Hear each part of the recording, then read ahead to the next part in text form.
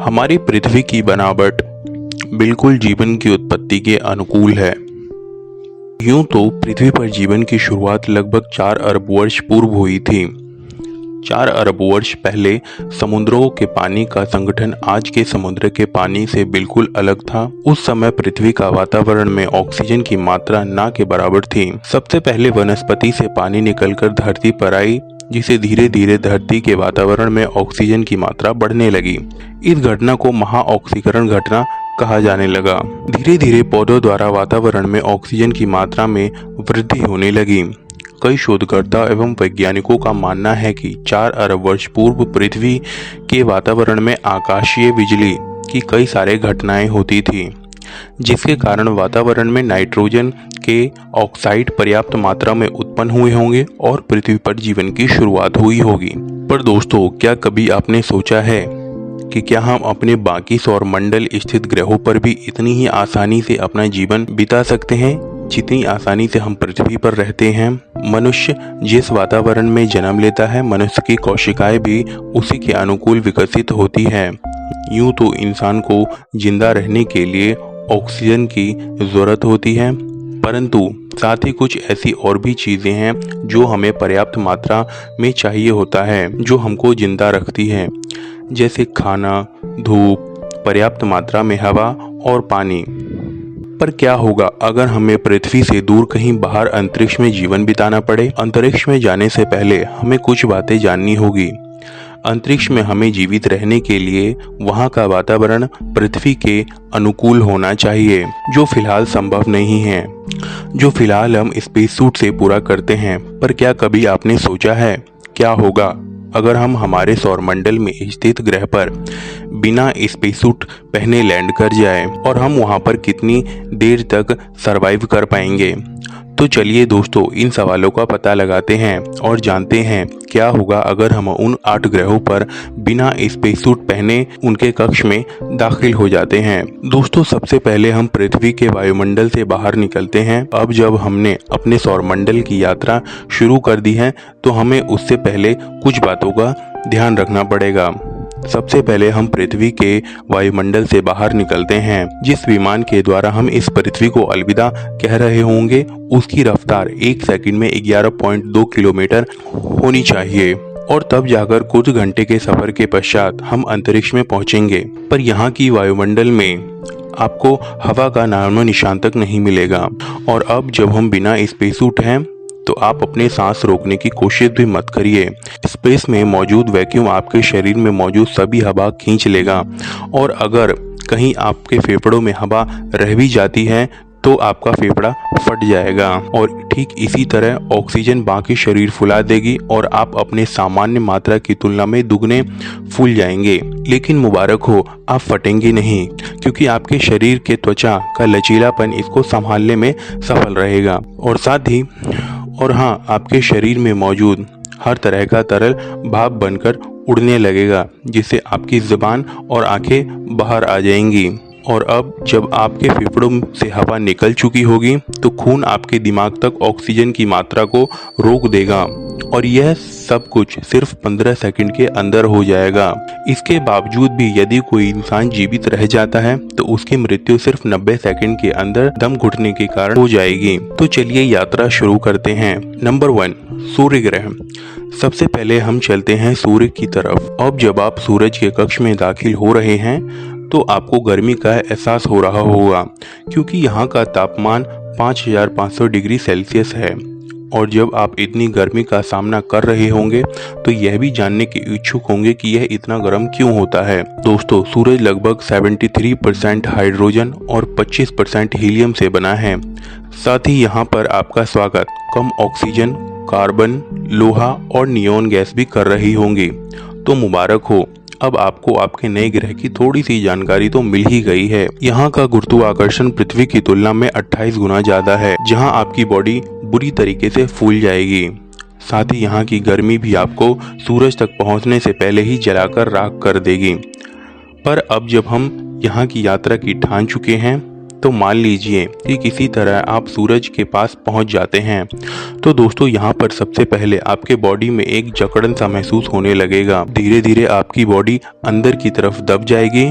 शुरुआत में आपकी बॉडी का स्किन जल जाएगा और तब भी अगर आप जिंदा रह जाते हैं तो आप अपनी बॉडी के इंटरनल पार्ट्स को अपनी आंखों से देख सकेंगे और कुछ सेकंड बाद ही आपकी सारी बॉडी जल जाएगी और सिर्फ 1 सेकंड के अंदर ही आपकी मृत्यु हो जाएगी और यह सब कुछ 1 सेकंड के अंदर से कम में हो जाएगा। नंबर 2, बुध ग्रह। दोस्तों अब अगर सूरज की यात्रा से अगर हम जिंदा बच पाए तो चलिए लगे हाथ मरकरी की भी यात्रा कर लेते हैं। यह ग्रह सौरमंडल में स्थित सबसे छोटा है और सूरज के सबसे पास स्थित है। इस ग्रह का 1 साल पृथ्वी के मात्र 88 दिनों के बराबर होता है। दोस्तों और अगर आप यहाँ पर दिन के समय आने की सोच रहे हैं तो अपने साथ कुछ ऐसे कपड़े रखिए जो कि 450 डिग्री तापमान पर भी ना जले, और अगर ऐसा नहीं है तो आप सिर्फ यहाँ पर 1 सेकंड में राख बनकर वायुमंडल में उड़ जाएंगे। और अब अगर इन बातों से आप सोच रहे हैं यहाँ पर रात में आने की, तो ये ख्याल भी अपने दिमाग से निकाल दीजिए, क्योंकि रात में यहाँ का तापमान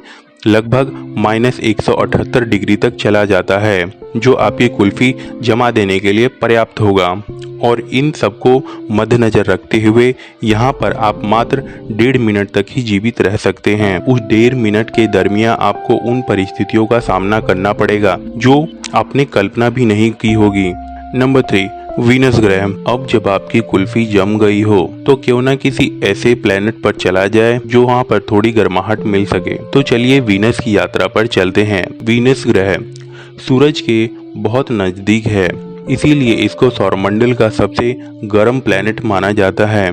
यहाँ का तापमान लगभग 470 डिग्री से 570 डिग्री तक होता है, जो आपको 1 सेकंड में ही राख बना देगा। किसी तरह अगर आप इस जला देने वाले तापमान से बच भी जाते हैं तो भी आप सुरक्षित नहीं हैं, क्योंकि यहाँ के ऊपरी एटमॉस्फेयर में सल्फ्यूरिक एसिड की बारिश होती है जो आपको सिर्फ 1 सेकंड के अंदर ही मार देगी। नंबर 4, मंगल ग्रह। मंगल ग्रह सौरमंडल का चौथा ग्रह है और दूसरा सबसे छोटा ग्रह है। इसका अंग्रेजी नाम मार्स है। यह एक रोमन देवता के नाम के आधार पर रखा गया था। इसके सतह पर आयरन ऑक्साइड काफी अधिक मात्रा में है, जिसके कारण इसका रंग गहरा लाल है। साथ ही इसे रेड प्लैनेट के नाम से भी जाना जाता है। इस ग्रह का अपना मैग्नेटिक क्षेत्र नहीं है। यह एक टेरेस्ट्रियल ग्रह है जिसका वायुमंडल बहुत पतला है। इस ग्रह के 2 चंद्रमा हैं, फोर्ब्स एंड डीमोस। पृथ्वी के दिन के हिसाब से सूर्य की परिक्रमा करने में मंगल को 687 दिन लगते हैं। गैलीलियो ने अपने टेलीस्कोप के द्वारा इस ग्रह की खोज की थी। अब जब हम पृथ्वी के सबसे पास का ग्रह, जहां कई सालों से वैज्ञानिक जीवन की तलाश में जुटे हैं, अभी तक हमें यहां पर जीवन का कोई ठोस प्रमाण नहीं मिला है, यानी कि मंगल ग्रह। यहां पर तापमान रात्रि के समय -143 डिग्री तक चला जाता है और दिन के समय 34 डिग्री तक। मंगल ग्रह का एटमॉस्फेयर कार्बन डाइऑक्साइड से भरा है। साथ ही यहाँ पर सूरज से निकलने वाला सीधा यूवी रेडिएशन का भी सामना करना पड़ेगा, जिसकी वजह से हम इसके वायुमंडल में लगभग 80 सेकंड तक ही जीवित रह पाएंगे। बृहस्पति ग्रह। दोस्तों जुपिटर ग्रह सूर्य के 5वें नंबर पर स्थित है।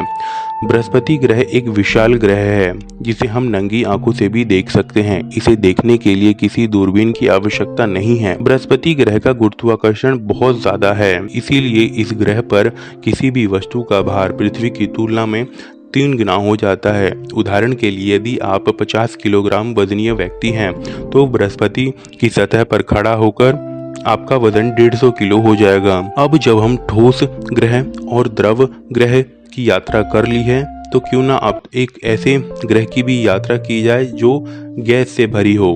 दोस्तों जुपिटर पूर्ण रूप से गैसीय ग्रह है। तो दोस्तों चलिए अब सौरमंडल में सबसे बड़े ग्रह की यात्रा यानी कि जुपिटर की यात्रा करते हैं।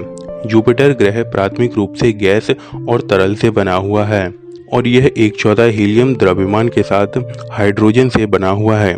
बृहस्पति ग्रह का मौसम अस्थिर है। साथ ही बृहस्पति ग्रह का मौसम अस्थिर है। यह पृथ्वी की तरह शांत नहीं है। यहाँ पर तेज हवाएं चलती है जिसकी गति लगभग 360 किलोमीटर प्रति घंटे की रफ्तार तक हो सकती है। ये ग्रह पूर्ण रूप से गैस से बना हुआ है और अगर हम इस पर कदम रखें तो कोई सतह न होने के कारण हम इस ग्रह के नीचे ही चले जाएंगे और जब तक हम नीचे जा रहे होंगे तब हमें इसका एटमॉस्फेयर सिर्फ 1 सेकंड के अंदर ही मौत के घाट उतार देगा। सैटर्न ग्रह, शनि ग्रह के चारों ओर जो छल्ले हैं वह दूर से नीला नजर आता है। वैज्ञानिक इस वलय को लेकर भी अभी चिंतित है कि आखिर ये वलय किस चीज से बने हैं। कहते हैं कि इसके चारों ओर छोटे छोटे कणों से मिलकर यह छल्ले बने हैं। वैज्ञानिक कहते हैं कि इसके वायुमंडलीय में गैसीय संरचना भी है जिसमें हाइड्रोजन व हीलियम गैस पाई जाती है। शनि के चारों ओर 12 छल्ले और 2 रिक्त स्थान हैं। खगोल वैज्ञानिक के अनुसार शनि का व्यास पृथ्वी के व्यास से 9 गुना ज्यादा अधिक है जबकि घनत्व 8 गुना कम है। 120.536 किलोमीटर इसका पूरा भूमध्य रेखीय व्यास है। अपनी धुरी पर घूमने में यह ग्रह 10 घंटे 34 मिनट लगाता है। कहते हैं कि शनि में लगभग 763 धरतियां समा सकती है। इसका एक वर्ष धरती के 29.45 साल के बराबर होता है। सैटर्न प्लैनेट पर तेज घूर्णन की वजह से यहाँ के इक्वेटर पर आंधी के बवंडर चलते हैं। यहाँ पर उस बवंडर की रफ्तार लगभग 1800 किलोमीटर प्रति घंटे की रफ्तार भी हो सकते हैं जो हमें सिर्फ 1 सेकंड के अंदर ही धूल बना देगी। तो यहाँ पर जाने का ख्याल तो अपने दिमाग से निकाल ही दीजिए। यूरेनस सौरमंडल का सबसे ठंडा ग्रह होने के साथ साथ ये ग्रह कई मायनों में अन्य ग्रहों भिन्न प्रवृत्ति दर्शाता है। जहाँ अन्य ग्रह सूरज की परिक्रमा घड़ी के विपरीत दिशा में करते हैं वहीं वरुण घड़ी की दिशा में सूर्य की परिक्रमा करता है। इस बर्फ के प्लेनेट पर इंसान केवल 1 नैनोसेकंड ही जीवित रह सकता है। यहाँ का औसत तापमान लगभग -224 डिग्री होता है। ये सूरज से दूर और सौरमंडल का तीसरा सबसे बड़ा ग्रह है। साथ ही यहाँ पर जानलेवा हवाएं भी चलती है। यहाँ की हवाएं लगभग 900 किलोमीटर प्रति घंटा की रफ्तार से चलती है जो केवल इंसान को 1 नैनोसेकंड तक ही जीवित रख सकता है। सौरमंडल का चौथा सबसे बड़ा ग्रह यानी कि नेपच्यून है। हमारे सौरमंडल में मौजूद किसी भी ग्रह से सूर्य से सबसे ज्यादा दूर वरुण ग्रह है और यह इतना ठंडा है कि आप इसकी कल्पना भी नहीं कर सकते। साथ ही वरुण सूर्य की एक परिक्रमा पृथ्वी के लगभग 164 साल के बराबर में पूरा करता है। यह अपने आप में ही एक बहुत बड़ा और ज्यादा समय है। इसका कारण यह है कि वरुण सूर्य से बहुत ज्यादा दूर स्थित है। वरुण सूर्य के 4.4 अरब किलोमीटर दूर है। नेपच्यून को सोलर सिस्टम का आखिरी प्लैनेट माना जाता है।